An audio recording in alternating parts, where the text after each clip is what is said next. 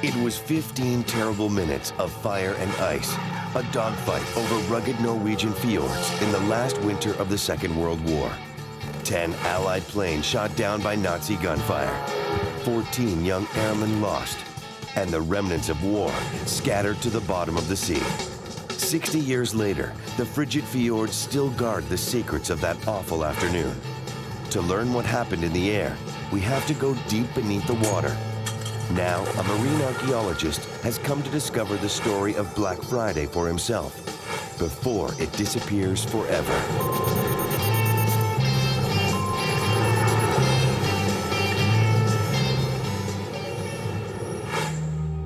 In Europe's far north, on the coast of Norway, the spectacular fjords are shrines to the glaciers that carved them, deep and clear, dark and calm. This remote corner of Norway only witnessed 15 minutes of combat in the Second World War, but still bears the scars 6 decades later.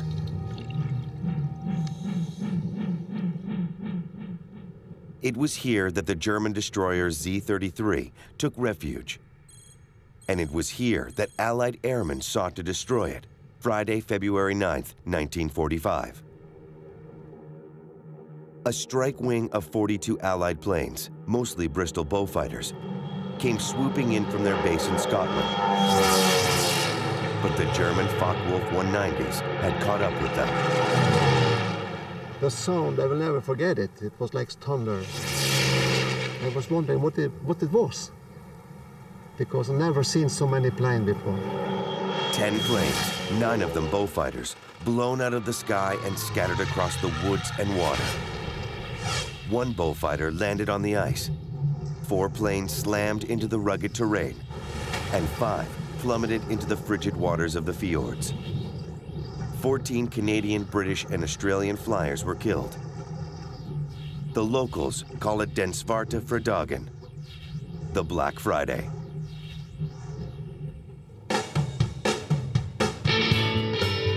Inspired by the airmen's sacrifice, one of the world's leading underwater archaeologists has taken up the torch. Canadian Rob Rondo has flown across the Atlantic, searching for the 5 planes which crashed into the fjords. This project is more a labor of love, and most of the people that are involved are either volunteers or people that are sponsoring the expedition, because they're very passionate about this story. And I think it's a story that more people, both here in Norway and really the rest of the world, especially Canada, need to know more about. My name is Rob Rondo. I'm a marine archaeologist. I'm also a commercial diver, and I've been doing this for almost 20 years now. Rob has come to Norway to pry clues from the carnage of Black Friday from the frigid fjords. What I'm finding now especially is we're losing most of our veterans from the Second World War. And really this is the time or the opportunity to get these stories written down, to record the artifacts associated with that period, because in another 30 years it's going to be too late. For Rob, the only way to discover the stories of the men blasted out of the sky is to dive deep into the fjords where they fell. I think in terms of aviation archaeology, this would probably be one of the most important sites in the world, because it's the only site where you have so many planes from the same squadron that all went down in one confined area, and that you had such a large loss of life. The other thing too is that this is still a relatively remote part of the world, so we'll be the first people to actually encounter these wrecks since they actually went in. Rob hopes the icy waters have preserved the Allied Beaufighters as well as they did this German Focke-Wulf 190. It was ditched in 1943 and was hauled from a fjord decades later. The Nazi fighter is now destined to become a museum piece in the little village of Herdla. Yeah, and you can make out the cross. And we have the tail. What we're looking at is the center fuselage with the wings, but these are the tires. The tires are still in their original position. And you can see here, they're still full of air. So there's the tire rim, there's the tire. If you look over here, you can still see the tire. You can still land on these tires. And if you notice, there's no tread on them whatsoever. You poke in there. You have the tail. That's really remarkable. Look at that. I see, actually I'm surprised that you don't have more marine growth. Wrecks in general don't survive. Airplane wrecks in general don't survive very well. A lot of that has to do simply with the conditions. If you've got warm water, especially aircraft aluminum, it deteriorates very quickly. So we have the excellent state of preservation that exists in these northern latitudes. February, the calmest season to dive, in search of Allied planes. It's also the anniversary of Black Friday. On the shores of the fjord, Rob Rondo assembles his team. Underwater wreck specialist Mike Fletcher, underwater cinematographer Dave Gadet, and local dive expert Tore Solbakken. It's important to remember the history and not forget about things that happened before, and honor the people that helped us. So I feel privileged to be on this mission to find it. Rob has been planning this trip for months. He's traveled thousands of miles to discover and document the planes which sunk in these icy waters 60 years ago. He'll dive down to the wrecks of 5 Beaufighters, where 6 Allied airmen died. The remote village of Ferda has no dive shop, no place for Rob to rent equipment. But the locals are keen to help Rob discover the truth about the day the war came to their town.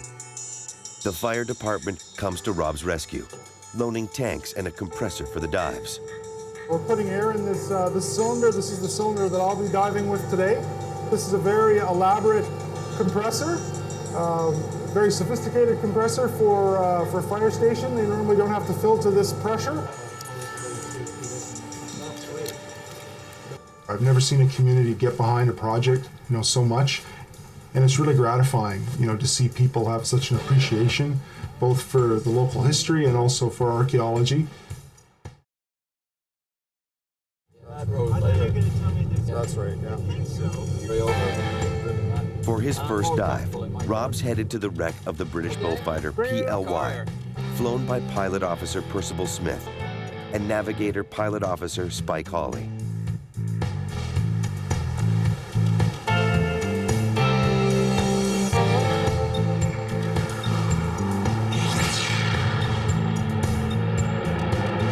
On Black Friday, 2 Luftwaffe fighters pursued Smith and Hawley. The steep hills surrounding the fjord offered nowhere safe to land. Smith had no choice but to ditch the Beaufighter and abandon it in the freezing water of the Firda Fjord. Both men survived the Black Friday battle. You bolted for the surface? Rob is relying on local lore and eyewitness accounts to find the wrecks. Hello? Är det långt därför? Den dagen husker jeg godt, jo. Ja, det gjorde det. He remembers it, he says. Okay. Vi gikk ut Stafjorden, og der stod røykene ut, og det styrta borti. One of the planes went out that way. That's probably the one we were going to dive on Wednesday. Okay. He said the smoke was coming out of the plane and it went down. Okay. So he was watching that Okay. when it happened.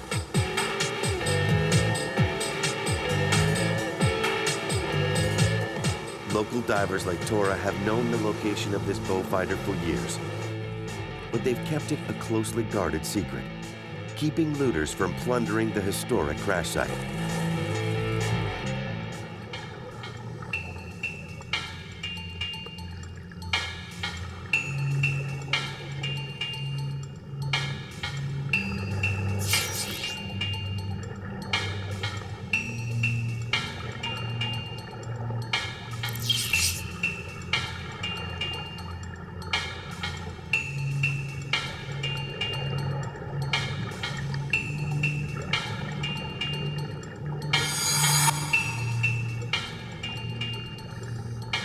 The form of the Beaufighter slowly emerges from the shadows.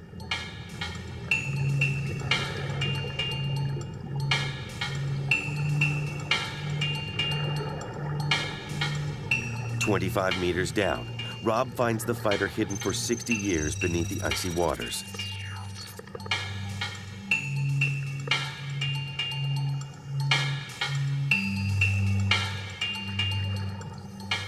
Because this fighter sank in one piece, it remains remarkably well preserved. A large portion of the wings, once spanning nearly 20 meters tip to tip, remains intact. A cowling still conceals the workings of one of the Beaufighters' twin engines, now silent for 60 years.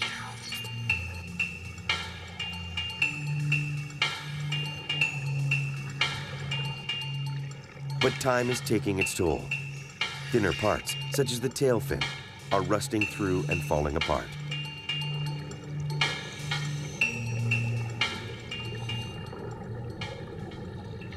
It's stayed up pretty well in the last 3 years, but you can see parts. Okay, that's good right there. In here? Yeah.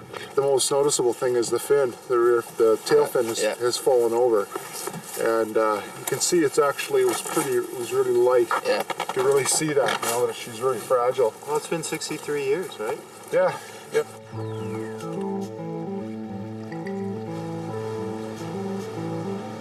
Thanks to the tip from Tora, this wreck was easy to find, but it's doubtful Rob's luck will hold on the next 4 dives. Most of the Beaufighters were shredded by enemy gunfire, and no one knows exactly where they fell. To discover the rest of the wrecks, he'll need the instincts of a crime scene investigator and the memories of eyewitnesses who saw the planes go down in smoke and flames. On February 9th, 1945, Egil Heimeland was only 6 years old. The dogfight lasted 15 minutes, but the memory seared into his mind for more than 60 years. Here's me, I'm a 6-year-old, and I happened to see all the plane came right above me. I was solving ice on the river. I drew this just to remember. And after the fight started, I remember many planes in the air. I was hiding me beneath a tree. And here is the last German above us when the combat was over. He looked through the glasses. I remember his eyes through his glasses, so close it was he. High above the fjord, on a hillside where 3 Allied airmen died, Egil has built his own memorial to the flyers of both sides. The plane was coming through the wood here, and all the trees were cut like small matches. And the cockpit, Nathan Lewis, was stopping at this area down there in the valley. And the plane had rolling around 600 meters from the top of the hill before it stops here. And this is pieces still remaining from the Beaufighter. This from the engine, yeah. Yeah, it must be something from the seat. Yeah, yeah.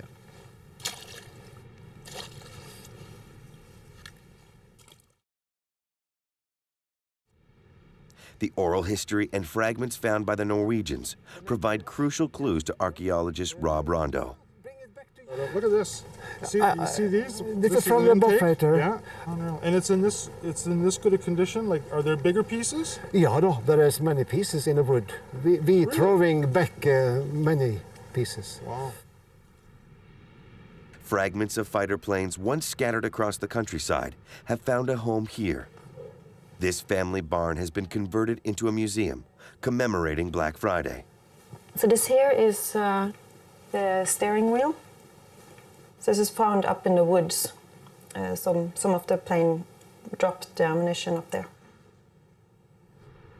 The museum sits high above the fjord, overlooking the exact spot where the German destroyer sheltered against the wall of the fjord on February 9th, 1945.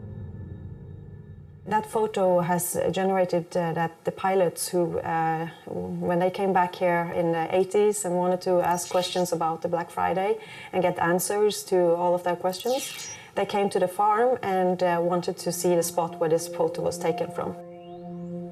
For decades, veterans of the raid and families of the men who died here would come to reflect and remember. It needed somebody to tell the story beyond.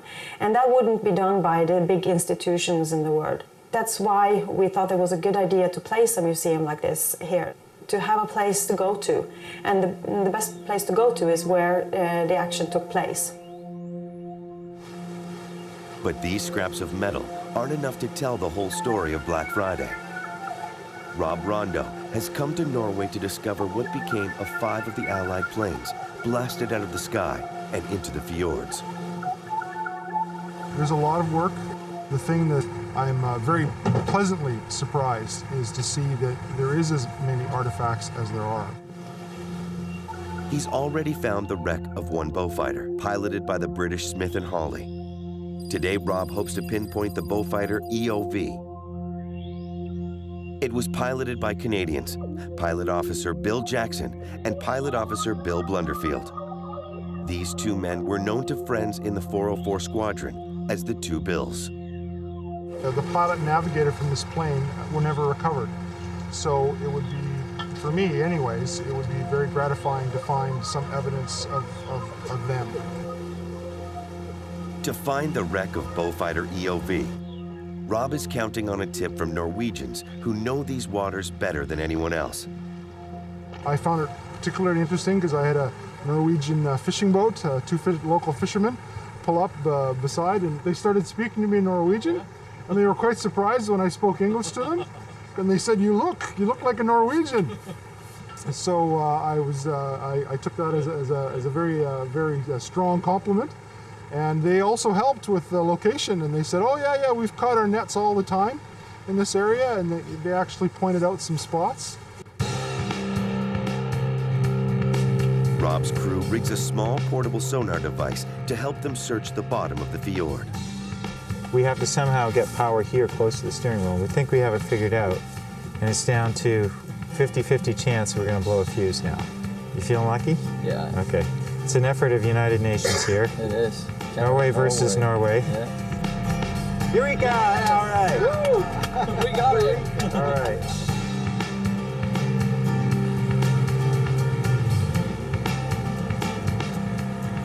On February 9th, 1945, Blunderfield and Jackson were part of a 42-plane Allied squadron ordered to seek and sink a German destroyer in the Firda Fjord. The German ship is tucked against the steep walls of the harbor. The Beaufighters come in too far south to make the kill. The Allies have to pull away and fly in a figure 8 to reposition.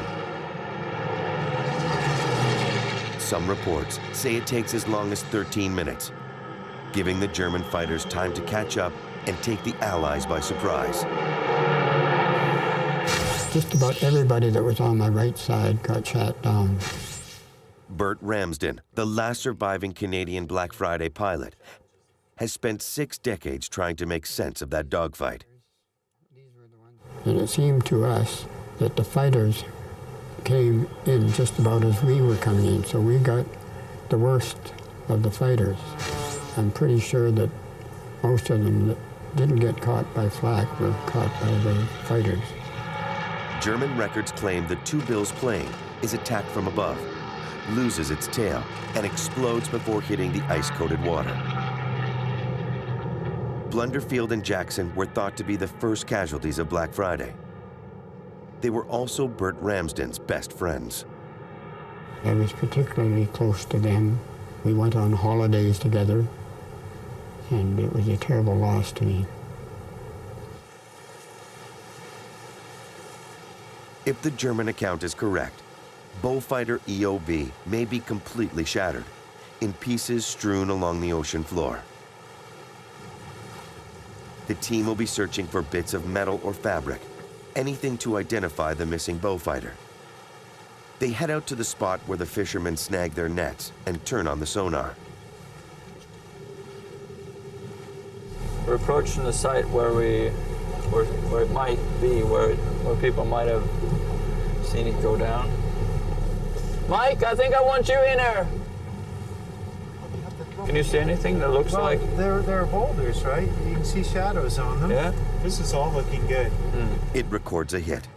Tora marks the exact spot with a satellite global position system. 292641 north. Whatever's lying on the bottom is just over 40 feet down. That's well within the reach of the experienced dive team, but the surface temperature is only 37 degrees. And there's a rip in the dry suit that protects videographer Dave Gaudette from hypothermia. Take a look. Feels awful loose. It's ripped. I was so gentle when it came Now, on. you could probably still dive as long as you don't flood your hood. Did you get your hood wet? Yeah, I got to cut in the top fit because, in fact, it's... Oh, well, you're not diving then. If the wreck of the Beaufighter is down there, Rob wants a complete video record of the discovery. So he gives up his own dive suit to the cinematographer.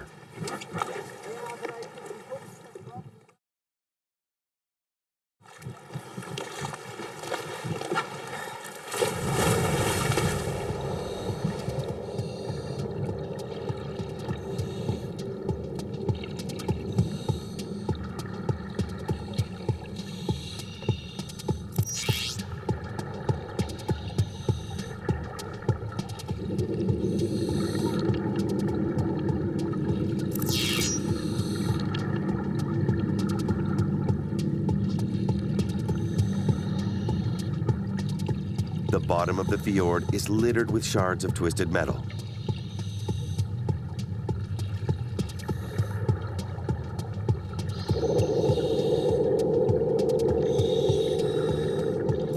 They've found the lost Beaufighter, or at least what's left of it.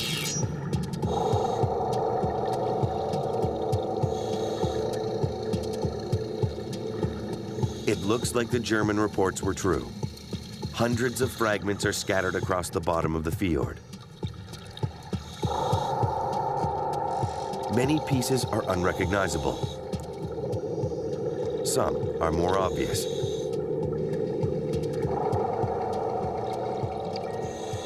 This isn't just another wreck. It's also a gravesite.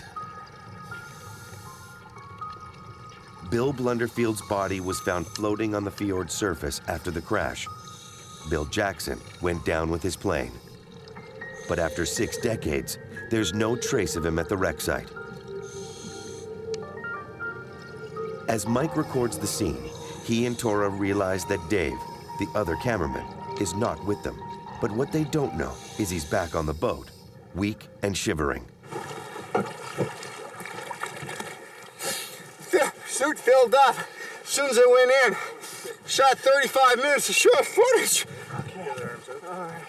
Here we go. You want me to pull it? I'm just going to see if I can... Rob's dry suit is too big for Dave and flooded the moment he hit water. Yeah, you were flooded. Yeah, I was flooded right when I got in. Yeah, right down the legs. Sure. The close call for the cameraman spoils any celebration over finding the missing Beaufighter. Everybody's out of the water? Huh? Anything else? Oh, no, man. I'm all right now. And reminds the crew that the deepest and most dangerous dives are still to come.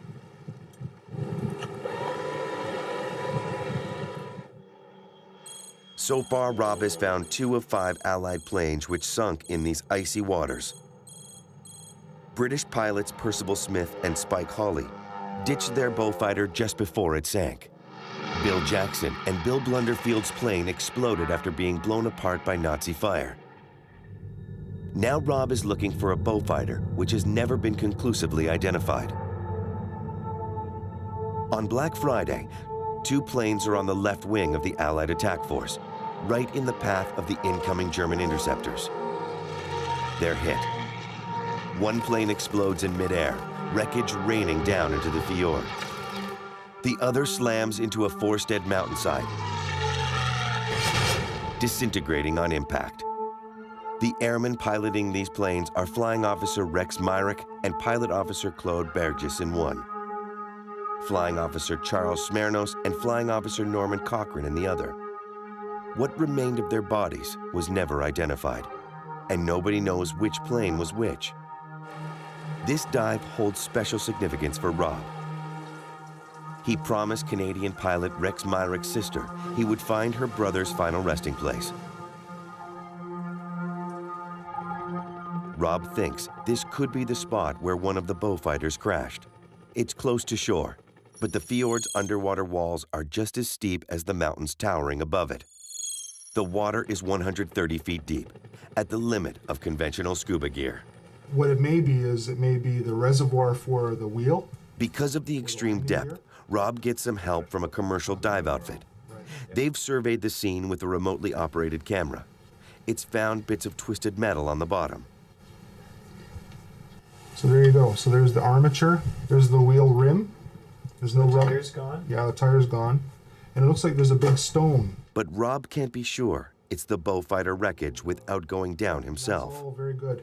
We want to try to find serial numbers associated with the plane, serial numbers from parts that wouldn't have been interchanged.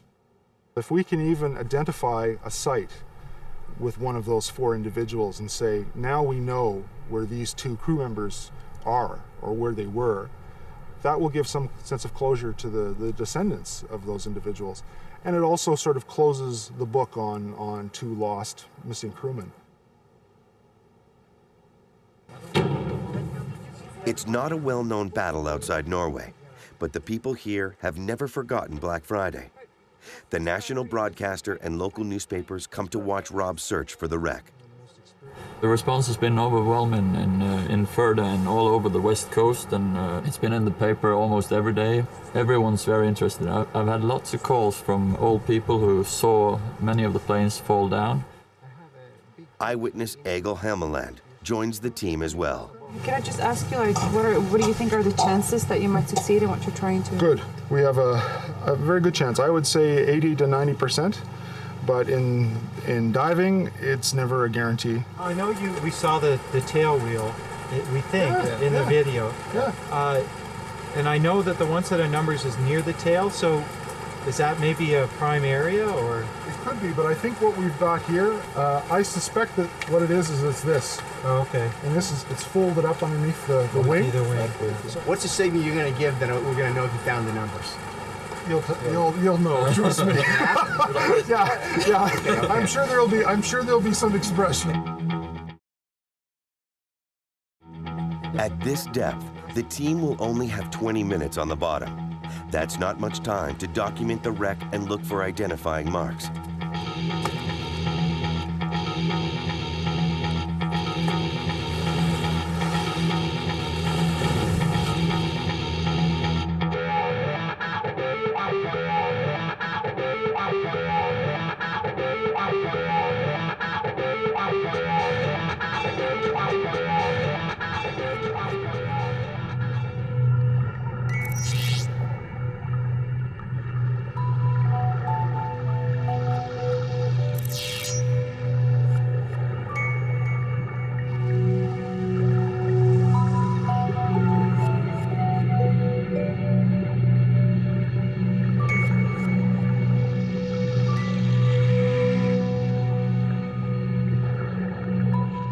When the team finally hits bottom, there's a tantalizing clue.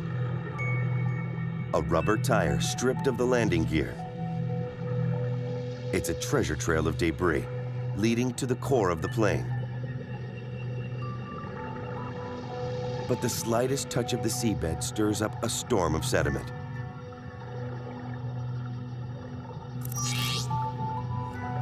This is one of the Beaufighter's 1,600 horsepower Bristol Hercules engines, among the most powerful of its era.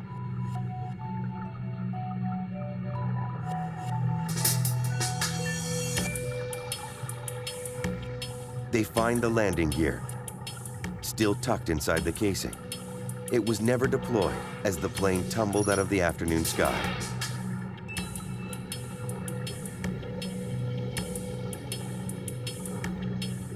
They can still see black and white paint on a few shards of twisted aluminum.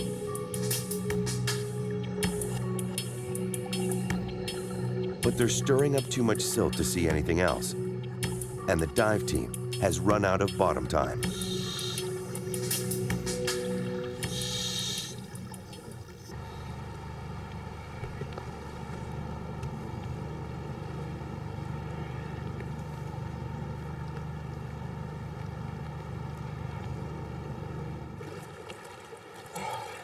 Oh, Yeah, it was good. We saw some sections of the engine, which was very positive. We weren't able to record actually any serial numbers because there's quite a bit of corrosion and marine growth on them. Also, we saw some of the wheels. Of course, we didn't see any visible numbers, but as I said, there's some good sections that, so we're going to have to do more diving. We may actually have to bring some parts up. Rob wants to bring up pieces of the plane to look for any markings, but that means disturbing the airmen's graves. He'll need permission from authorities on both sides of the Atlantic. In this case, we are dealing with Canadian planes in Norway. So that was why I had to contact the 404 squadron to essentially get permission from them to bring up, for example, the tail wheel. 3 days later, with permission from Ottawa and Oslo, the team gears up once again.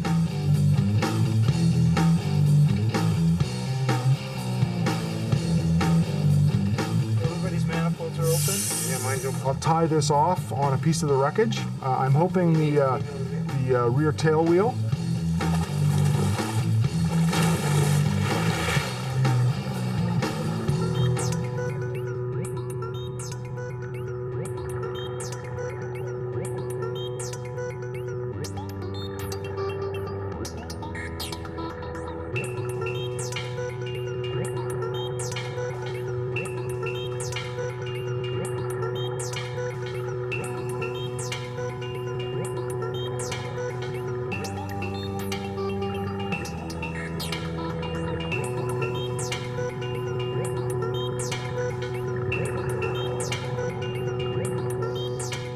After 60 years submerged in the Firda Fjord, the wheel casing is too fragile to be transported, but the wheel assembly looks sturdy enough to remove.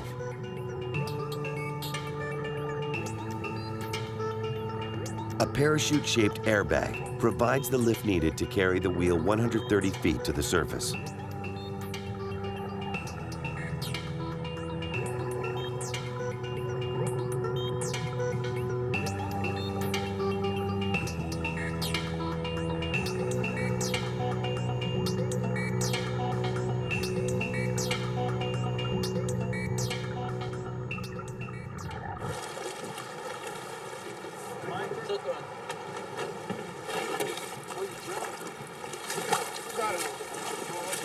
There could be identifying markings buried under the rust and corrosion. But the real prize is something Tora saw while on the bottom. Can I tell you something? What's that? I thought I saw an E. Really? An E. Tora saw the letter E on a fragment of tail section. That could only correspond to tail numbers on the Beaufighter belonging to Myrick and Burgess. There's only one E and there's one T, so it has to be this plane. Yeah, This is Myrick and Burgess's then. Yeah. Rob has made good on his promise. This is the final resting place of Canadian Phil Myrick, known as Rex, to family and friends. And that means it was Smirnos and Cochrane whose plane slammed into the mountainside. That's been a great accomplishment because now we'll be able to give a sense of closure to the families.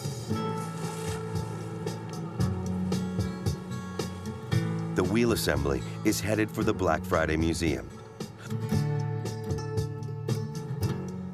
Rob has run out of time and money for this trip. For now, he has to say farewell to Norway and the Beaufighters mystery. But he'll be back in 4 months to continue his search. This expedition has exceeded my wildest expectations, and we're going to continue to look for more planes.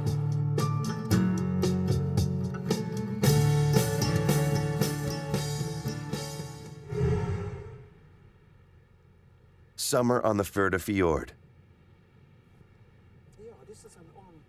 Rob Rondo has returned to Norway to find the last 2 of 5 Beaufighters which fell into this fjord on Black Friday.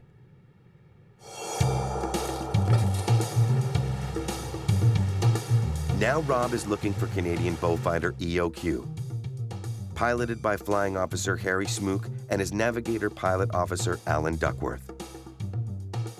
It crashed just offshore, at the foot of a sheer cliff. Egil Helmeland has collected an account of the crash from other eyewitnesses.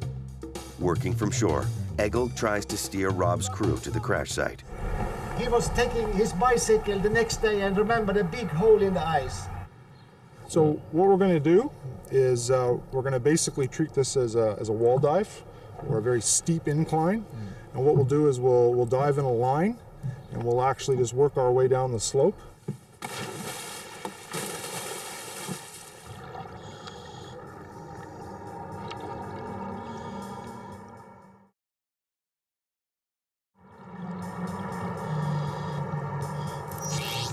The wall of rock extends more than 650 feet straight down. It's a difficult dive, working against the nearly vertical underwater face of the cliff. Rob's hoping the crevices and cracks on the cliff will have caught some pieces of wreckage.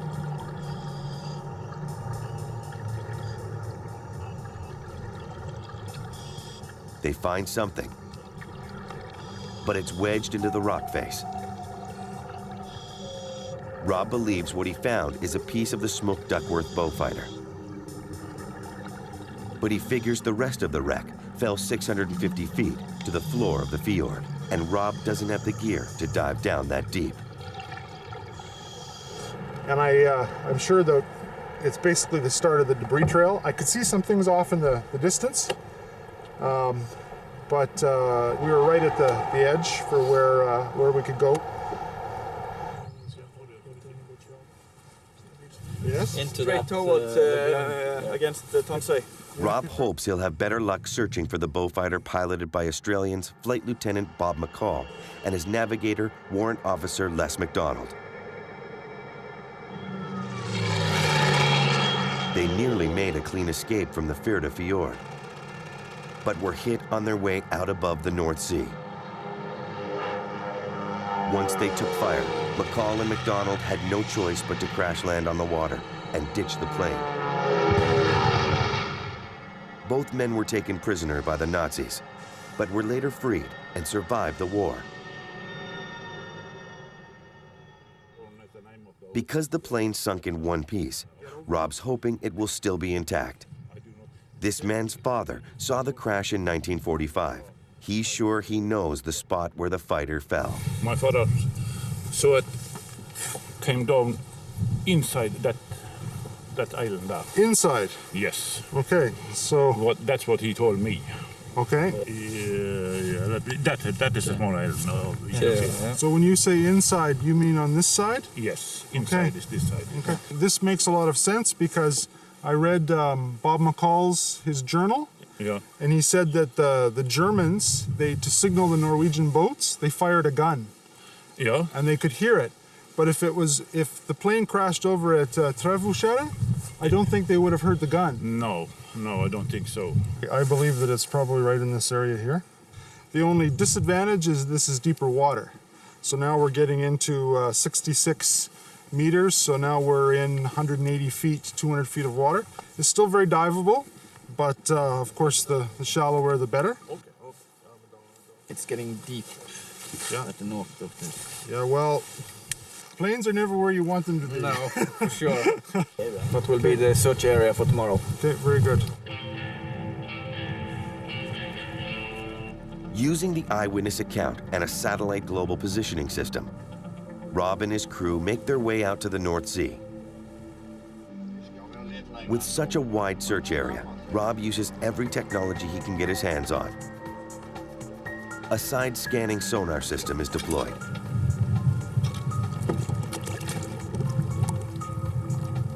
Bouncing sound waves through the water to produce a picture of anything on the ocean floor. We have a vision on both sides. Yeah.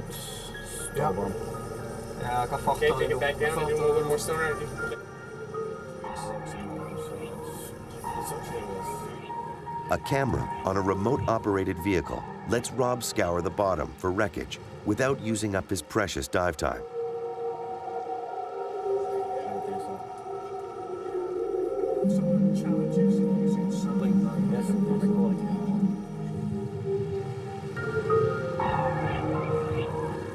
But it's all for nothing. After exhausting all the time he has for this Beaufighter, Rob has no choice but to concede defeat. Finding a wreck in the open water will require more time and money, and Rob is running low on both. The 2 dives on this trip have been marked by frustration and failure. The next morning, a local hunter takes Rob high into the hills above the fjord. This simple carving marks the place where one of the Beaufighters slammed into the mountainside. We're seeing carving made by a local farmer. He did it in the spring of 1945, and it's the Beaufighter. The carving is made by a chisel and a hammer, and he painted it at first, and then people have been repainting it. So it was repainted last summer. He was one of 2 Norwegians which was forced by the Germans to clean up the site with the body parts and that stuff. And it made a huge impression on him. He never talked about it, but he made the carving, and that's his statement about the thing what happened. This really, in many ways, is the first memorial stone to Black Friday. Rob hasn't been able to track down every plane which crashed into the fjords, but he has discovered more about Black Friday than was ever known. Before Rob Rondo's first trip to Norway, no one knew which plane this carving memorialized. It was either Myrick and Burgess or Smirnos and Cochrane. Now Rob is determined that this is the spot where Smirnos and Cochrane died. But there is nothing to remember Myrick and Burgess. Rob decides they deserve a memorial of their own.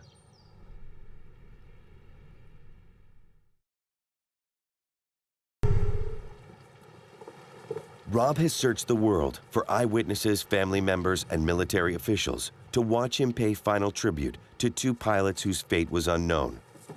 Until now. A handful of those people have come halfway around the world. Rob's work has inspired them and resurrected memories buried for more than half a century. Bert Ramsden is the only Canadian pilot from Black Friday still alive. At 87 years old, Bert has come back to the scene of the battle to pay last respects to Rex Myrick and Cloud Burgess. This stone plaque will forever mark their final resting place.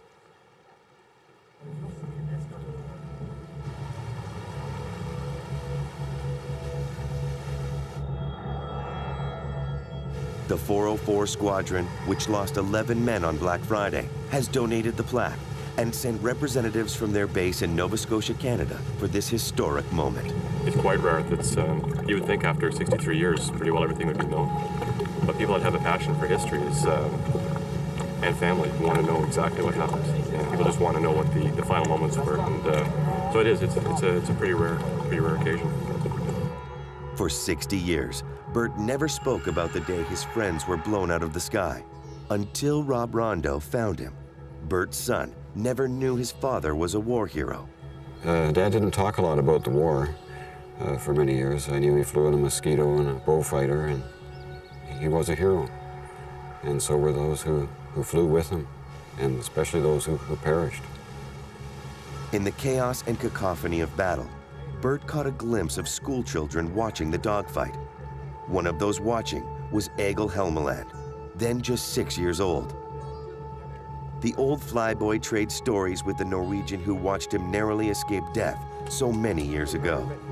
I thought, well, if I go towards the bank, the cliff there, where the destroyer was, they won't follow me because they'll probably hit the bank. And so, and I knew I could miss it. Yeah. A lot of things were going on. Betty Russell was just a teenage girl the day her brother, Canadian pilot Rex Myrick, was shot down and died in the Firda Fjord.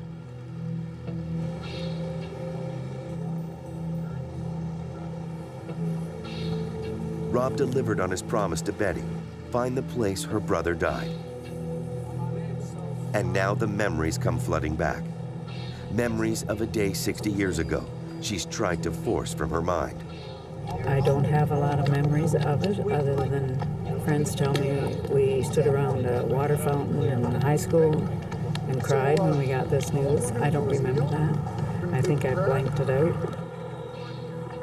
My mother kept a journal, and the journal was blank for about 6 weeks after that.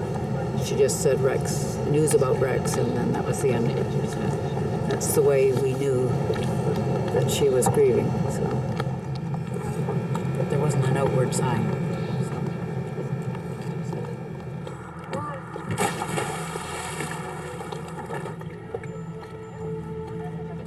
As Rob prepares to take the plaque 130 feet down, a remote-operated camera is lowered into the water.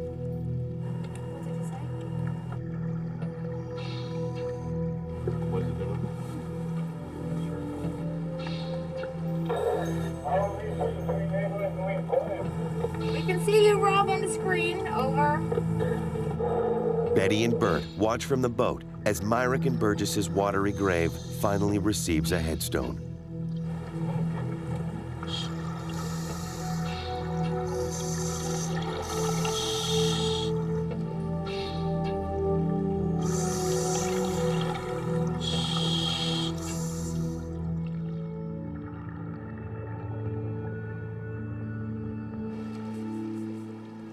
The emotions were very high. I was glad, though, that Betty Russell was able to be there and have a closing effect on what she knew about her brother. But for Bert, his trip won't be complete until he sees the Firda Fjord the way he remembers it.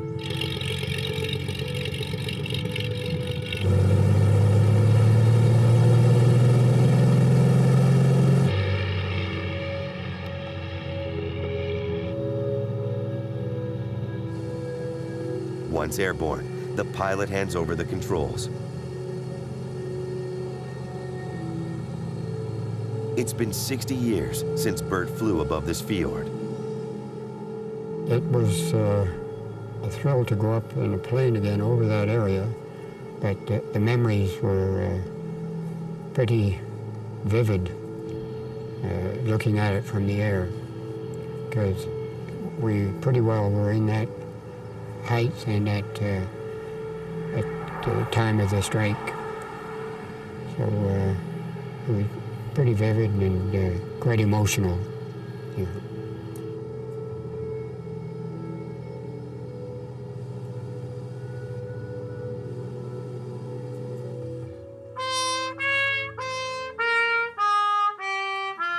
As Rob's time in Norway ends, the 404 Squadron pays tribute to their fallen comrades.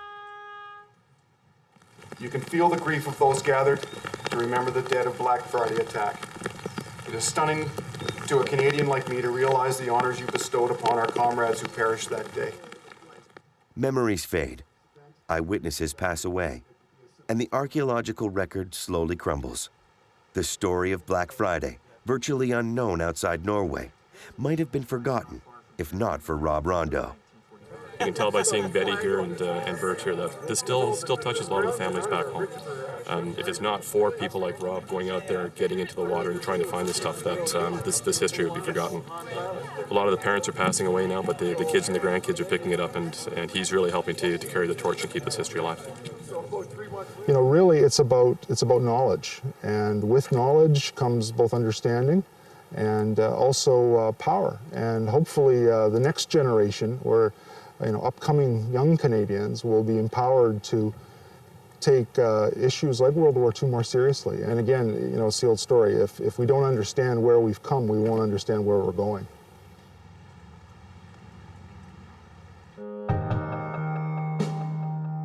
Rob plans to return to Norway. He won't give up until he's found the final 2 planes.